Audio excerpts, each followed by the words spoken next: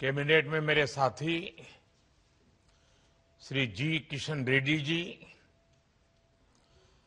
आंध्र प्रदेश के उद्योग मंत्री Shri T G Bharat ji, in space के chairman Shri Pawan Goenka ji, team Skyroot, अन्य महानुभाव, देवी और सज्जनों, साथियों, आज देश स्पेस सेक्टर में एक अभूतपूर्व अवसर का साक्षी बन रहा है। आज भारत के स्पेस इकोसिस्टम में प्राइवेट सेक्टर बड़ी उड़ान भर रहा है। स्काईरूट का इन्फिनिटी कैंपस भारत की नई सोच, इनोवेशन और सबसे बड़ी बात यूथ पावर का प्रतिबिंब है। हमारी युवा शक्ति की इनोवेशन, रिस्क टेकिंग एबिलिटी और एंटरप्रेन्योरशिप आज नई बुलंदी छू रही है। और आज ये कार्यक्रम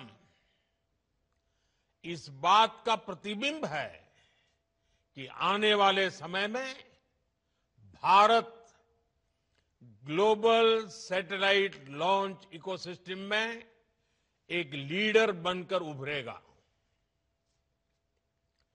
मैं पवन कुमार चंद्रा और नागा भर डाका को बहुत बहुत शुभकामनाएं देता हूं। आप दोनों नौजवान देश के अनेक यंग स्पेस एंटरप्रेन्योर्स, हर युवा के लिए बहुत बड़ी प्रेरणा है। आप दोनों युवाओं ने खुद पर भरोसा किया। आप रिस्क उठाने में पीछे नहीं रहे और इसका परिणाम आज पूरा देश देख रहा है। देश आप पर गौरव कर रहा है, गर्व कर रहा है। साथियों, भारत की अंतरिक्ष यात्रा बहुत सीमित संसाधनों से शुरू हुई थी, लेकिन हमारी महत्वाकांक्षाएं कभी भी सीमित नहीं रही। वो भी एक जमाना था, एक साइकिल पर रॉकेट का हिस्सा ले जाने से लेकर दुनिया के सबसे भरोसेमंद लॉन्च व्हीकल तक भारत ने सिद्ध किया है कि सपनों की ऊंचाई संसाधन से नहीं, संकल्प से तय होती है। इसरो ने दशकों तक भारत की स्पेस यात्रा को नई उड़ान दी है।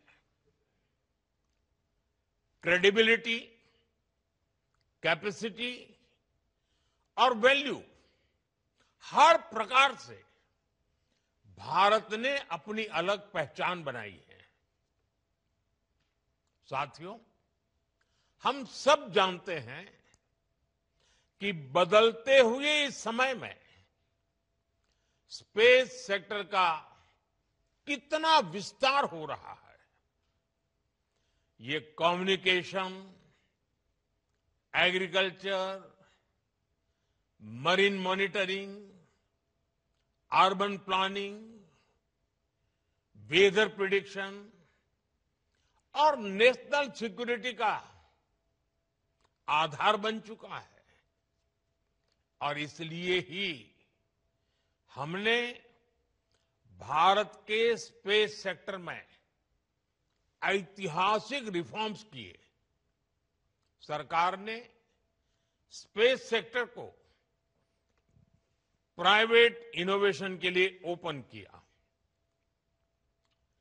नई स्पेस पॉलिसी तैयार की गई।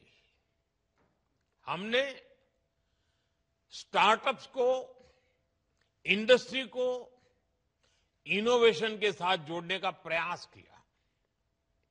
हमने इन स्पेस की स्थापना की। अपने स्टार्टअप्स के लिए इसरो की फैसिलिटीज और टेक्नोलॉजी को उपलब्ध कराया। यानी भारत ने बीते 6-7 वर्षों में ही अपने स्पेस सेक्टर को एक ओपन, कोऑपरेटिव और इनोवेशन ड्रिवन इकोसिस्टम में बदल दिया है। आज के कार्यक्रम में हमें इसी की झलक दिखाई दे रही है और गर्व की अनुभूति हो रही है। साथियों, भारत का युवा देश हित को सर्वोपरि रखकर चलता है। वो हर अवसर का सही इस्तेमाल करता है। जब सरकार ने स्पेस सेक्टर को ओपन किया तो देश के युवा और खासकर हमारे जेन जी यूथ इसका भरपूर फायदा उठाने के लिए आगे आ गए। आज भारत के 300 से अधिक स्पेस स्टार्टअप्स भारत के स्पेस फ्यूचर को नई उम्मीदें दे रहे हैं। और इसमें भी खास ये कि हमारे अधिकार और हमारे अधिकतर स्पेस स्टार्टअप्स इसकी शुरुआत बहुत छोटी टीम से हुई है। और मुझे इन सबको पिछले 5-6 साल में लगातार मिलने का अवसर मिला है। कभी 2 लोग, कभी 5 साथी, कभी एक छोटा सा किराए का कमरा। टीम छोटी थी, संसाधन सीमित थे, लेकिन इरादे नई बुलंदी छूने के हैं। यही वो भावना है जिसने भारत में प्राइवेट स्पेस रिवॉल्यूशन को जन्म दिया है। आज ये जेन जी इंजीनियर्स, जेन जी डिजाइनर्स, जेन जी कोडर्स और जेन जी साइंटिस्ट नई नई टेक्नोलॉजी बना रहे हैं। प्रोपल्सन सिस्टम हो, कंपोजिट मटेरियल्स हो, रॉकेट स्टेजेज हो, सैटेलाइट प्लेटफॉर्म्स हो, भारत का युवा आज उन क्षेत्रों में काम कर रहा है जिनकी कुछ साल पहले कल्पना भी संभव नहीं थी। भारत का प्राइवेट स्पेस टैलेंट पूरी दुनिया में अपनी अलग पहचान बना रहा है। आज ग्लोबल इन्वेस्टर्स के लिए भारत का स्पेस सेक्टर एक अट्रैक्टिव डेस्टिनेशन बन रहा है। साथियों, आज दुनिया में छोटे सैटेलाइट्स की डिमांड लगातार बढ़ रही है। लॉन्च फ्रीक्वेंसीज भी बढ़ रही है। नई नई कंपनियां सैटेलाइट सर्विसेज देने लगी हैं और स्पेस अब एक स्ट्रेटेजिक एसेट के रूप में जगह बना चुका है। इसलिए आने वाले वर्षों में ग्लोबल स्पेस इकोनॉमी कई गुना बढ़ने वाली है। ये भारत के युवाओं के लिए बहुत बड़ा अवसर है।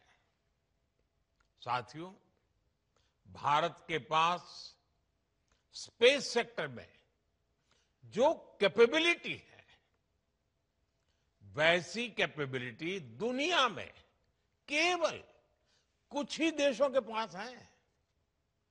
हमारे पास एक्सपर्ट इंजीनियर्स हैं, हाई क्वालिटी मैन्युफैक्चरिंग इकोसिस्टम है, वर्ल्ड क्लास लॉन्च साइट्स हैं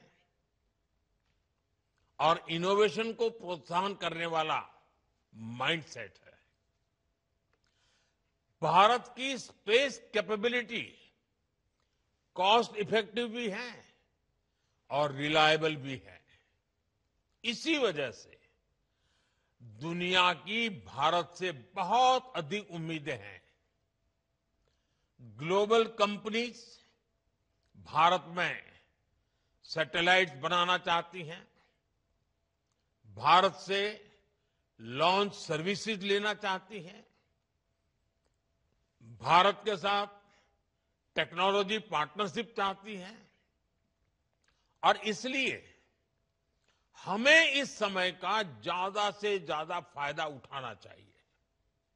साथियों, आज जो बदलाव हम स्पेस सेक्टर में देख रहे हैं, वो भारत में हो रहे स्टार्टअप रिवॉल्यूशन का हिस्सा है।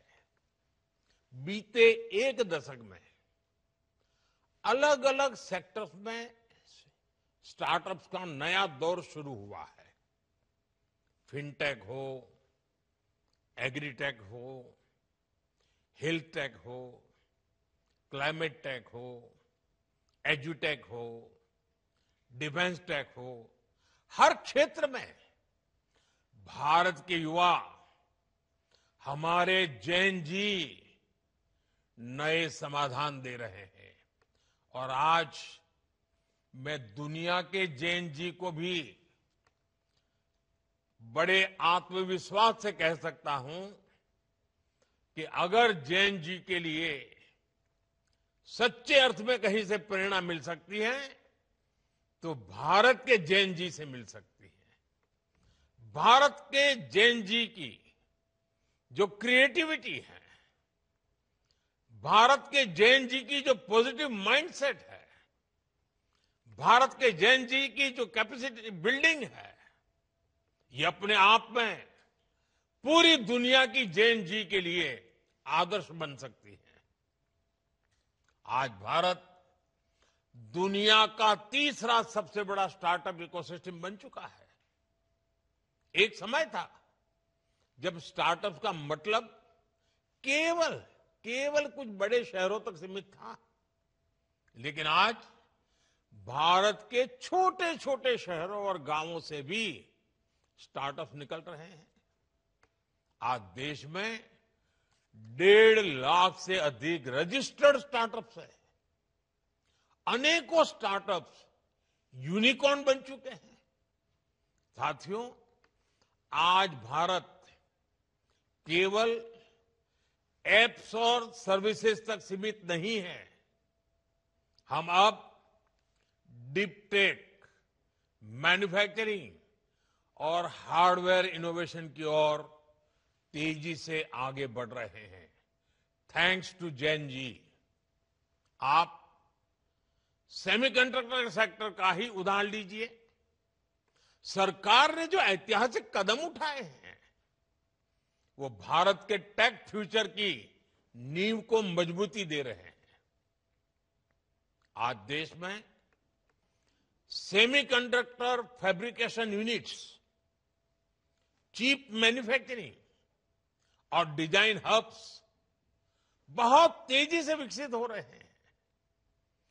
चिप से लेकर सिस्टम तक भारत अब एक मजबूत इलेक्ट्रॉनिक वैल्यू चेन तैयार कर रहा है। ये आत्मनिर्भरता के संकल्प का हिस्सा तो है ही। इससे भारत ग्लोबल सप्लाई चेन का एक मजबूत और भरोसेमंद पिलर भी बनेगा। साथियों, रिफॉर्म्स का हमारा दायरा भी लगातार बढ़ रहा है। जैसे हमने स्पेस इनोवेशन को प्राइवेट सेक्टर के लिए ओपन किया, वैसे ही हम एक बहुत महत्वपूर्ण सेक्टर में भी कदम उठाने जा रहे हैं। हम न्यूक्लियर सेक्टर को भी ओपन करने की तरफ आगे बढ़ रहे हैं। इस सेक्टर में भी हम प्राइवेट सेक्टर की सशक्त भूमिका की नींव रखने जा रहे हैं।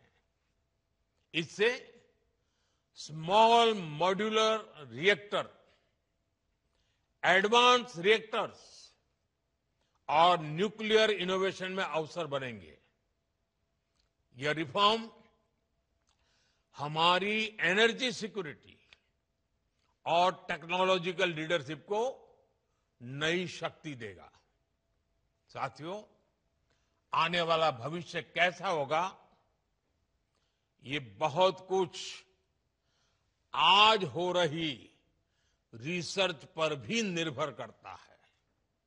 इसलिए हमारी सरकार का बहुत जोर युवाओं को ज्यादा से ज्यादा रिसर्च के मौके देने पर भी है। हमने राष्ट्रीय अनुसंधान फाउंडेशन का गठन किया है, जो आधुनिक रिसर्च के लिए यूथ को सपोर्ट करता है। वन नेशन वन सब्सक्रिप्शन, इससे सभी छात्रों की इंटरनेशनल जर्नल्स तक पहुंच आसान हुई है। 1,00,000 करोड़ के रिसर्च डेवलपमेंट और इनोवेशन फंड से देश भर में युवाओं को बहुत मदद मिलने वाली है। हमने 10,000 से अधिक अटल टिंकरिंग लैब भी खोली है, जो स्टूडेंट्स में रिसर्च और इनोवेशन की भावना जगा रही है। आने वाले दिनों में हम ऐसी 50,000 नई अटल टिंकरिंग लैब बनाने पर काम कर रहे हैं। सरकार के ये प्रयास भारत में नए इनोवेशन की बुनियाद बना रहा है। साथियों, आने वाला समय भारत का है, भारत के युवाओं का है, भारत के इनोवेशंस का है। कुछ महीने पहले स्पेस डे के अवसर पर मैंने हमारी स्पेस एस्पिरेशंस की चर्चा की थी। हमने तय किया था कि आने वाले 5 वर्षों में भारत अपनी लॉन्च क्षमता को नई ऊंचाइयों तक ले जाएगा। हमने ये भी निश्चय किया था कि भारत के स्पेस सेक्टर में 5 नए यूनिकॉर्न तैयार होंगे। स्काई रूट की टीम जिस प्रकार आगे बढ़ रही है, उससे ये तय है कि भारत अपने हर लक्ष्य हासिल करके रहेगा। साथियों, मैं भारत के हर नौजवान को, हर स्टार्टअप, साइंटिस्ट, इंजीनियर, एंटरप्रेन्योर को भरोसा देता हूं। और मेरे नौजवान साथियों, ये मेरी गारंटी है, सरकार हर कदम पर आपके साथ खड़ी है। मैं एक बार फिर स्काई रूट की पूरी टीम को बहुत बहुत बधाई देता हूं और उन सभी लोगों को शुभकामनाएं देता हूं जो भारत की स्पेस जर्नी को नई गति दे रही है। आइए, धरती हो या फिर अंतरिक्ष, 21वीं सदी को भारत की सदी बनाएं। आप सबका बहुत बहुत धन्यवाद, बहुत बहुत शुभकामनाएं।